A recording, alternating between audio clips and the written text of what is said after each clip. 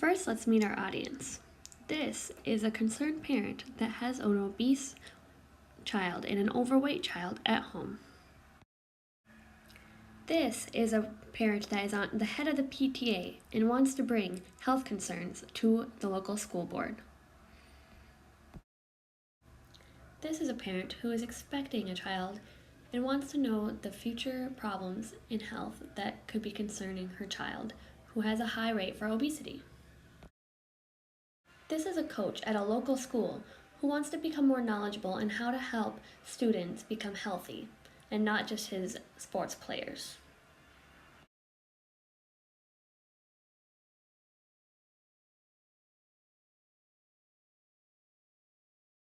Hello everyone, and welcome to my education presentation on obesity. Today I'm going to be talking about the potential effects it can have on the students as they grow up. A lot of children are overweight when they are younger and grow up to be obese later on in their adulthood life. Starting a mentality of healthy eating instead of diets while the child is young can prevent obesity or being overweight later on. Obesity is a chronic disease and is second leading in cause of preventable death in the United States. Obesity is categorized in adolescence as a body mass index above the 95th percentile in the CDC's growth charts. A lot of people might look at someone and say that they are obese because they are overweight, but it takes a doctor's word and tests to confirm that they are not just overweight. One in 5 children in the United States ages 6 to 19 are overweight or obese, with the rate of children decreasing but the rate in adolescents increasing.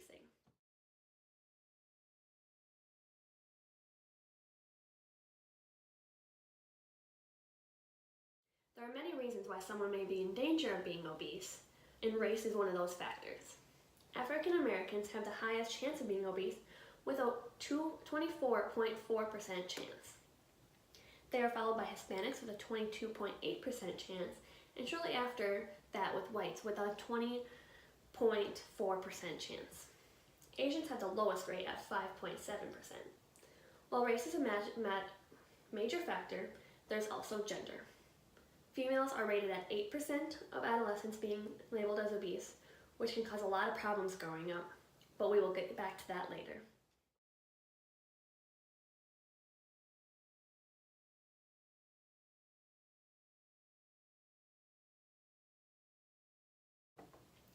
There are many health concerns that come with being obese or overweight. There is a potential for type 2 diabetes, cardiovascular disease in adulthood, and high blood pressure problems. These can potentially be cured with diet and exercise, but there is a point where they can harm the human body past the point of health. A very concerning problem is non-alcoholic fatty liver disease, with 38% of obese children showing signs of fatty liver. Obesity can also cause disordered breathing and sleep apnea, or stopping breathing while sleeping. All of these health concerns can cause health problems that run deeper than the diagnosis and stay with the child the rest of their life.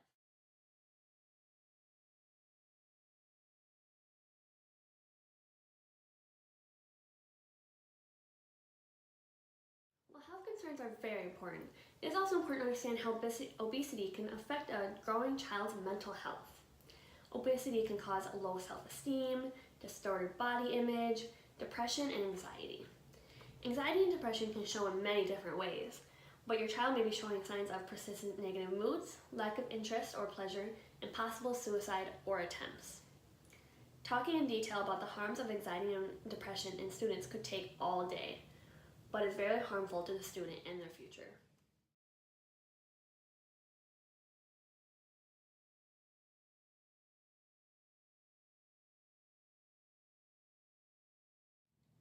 Bullying happens everywhere for an unlimited amount of reasons and is never right, no matter the topic of bullying.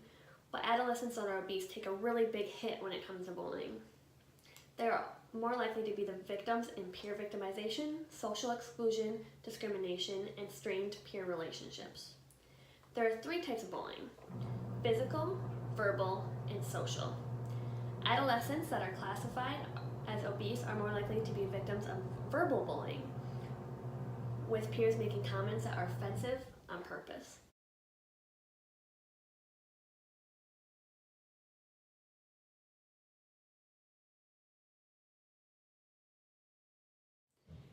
There are also different types of victims in bullying, and these students are more likely to be passive victims.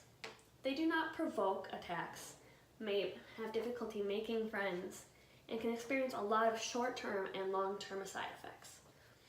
One of the more concerning side effects will be the delays in mental, social, emotional, and physical development, because these delays could keep them from living a typical future and can come with a lot of potential underlying issues. For instance, as mentioned before, girls who are obese in their teens are less likely to have a higher education, more likely to have lower family income, lower rates of marriage, and high rates of poverty.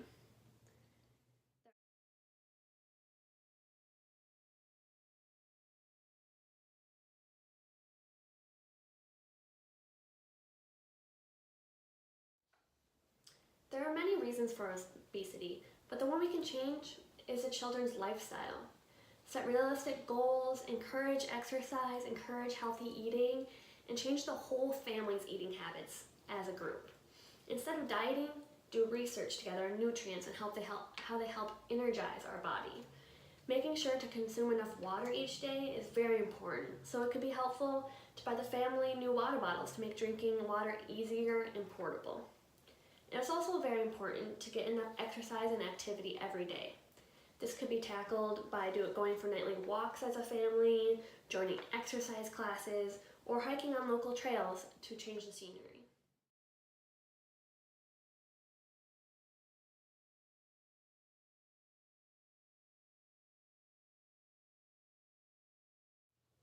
Thank you for coming, and I will accept any questions or comments now or privately after.